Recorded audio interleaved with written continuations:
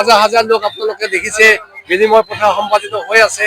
পাহাৰ ভৈয়ামৰ এইটো হৈছে কভাৰজাৰ বিশ্বাস আৰু পুৰণি 1400 শতিকাত আৰম্ভ হোৱা এই বিনিময় প্ৰথা আজি পৰ্যন্ত আপোনালোকে দেখিছে তেনেকুৱা হৈ আছে। ক্ৰমান্বয়ে মানুহৰ সংখ্যাটো বেছি আহিছে। মেঘালয় আৰু কাৰ্বি আংলং পৰা আহিছে আৰু এইফালে হলৰ আমাৰ যিমানখিনি আছে গোটেই নগাঁৱৰ পৰা আহিছে হলৰ সলনি কৰিবৰ কাৰণে। গতিকে এইটো বৃহৎ এটা কি কয় মেলা, য'ত মানে শান্তি সম্প্ৰীতি অৰ্থাৎ মামামামী শব্দৰে আমাৰ এইটো সম্বোধন কৰা হয়, য'ত এটা সমন্বয় আছে, বিভিন্ন জাতি জনগোষ্ঠীৰ মিলন ক্ষেত্ৰ হৈছে। সকলোৱে এই বিনিময় প্ৰথাটোক এই আধুনিকতাৰ যুগতো আঁকোৱালি লৈছে। ই এটা আমাৰ কাৰণে শুভ লক্ষণ। এই সমন্বয় কি কয় বিনিময় প্ৰথাৰ জৰিয়তে আমাৰ মাজত এটা সমন্বয় প্ৰতিষ্ঠা কৰিছে।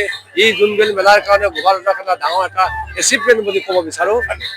মই নিশ্চয়কৈ আজি বিনিময় প্ৰথাৰ উপৰিও যোৱাকালিৰ পৰা অনুষ্ঠিত হৈছে জোনবিল মেলা, আৰু কেনেধৰণৰ কাৰ্যসূচী আপোনালোকৰ? আৰু এতিয়া বিনিময় প্ৰথা শেষ হোৱাৰ পিছতে আমাৰ ইয়াতে দৰবাৰ হ'ব, দৰবাৰত ৰাজভাষা প্ৰদান কৰা হ'ব।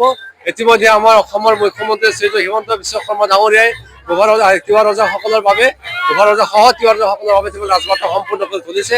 আজি ইয়াত প্ৰদান কৰিব। তেখেতৰ হৈ মুখ্য অতিথি উপস্থিত থাকিব পীযুষ হাজৰিকাদেৱ আৰু ৰমাকান্ত ডাঙৰীয়া উপস্থিত থাকিব, CM ডাঙৰীয়া উপস্থিত থাকিব। তেওঁলোকে এইটো ৰাজভাষাখিনি প্ৰদান কৰিব। নিশ্চয়কৈ আমি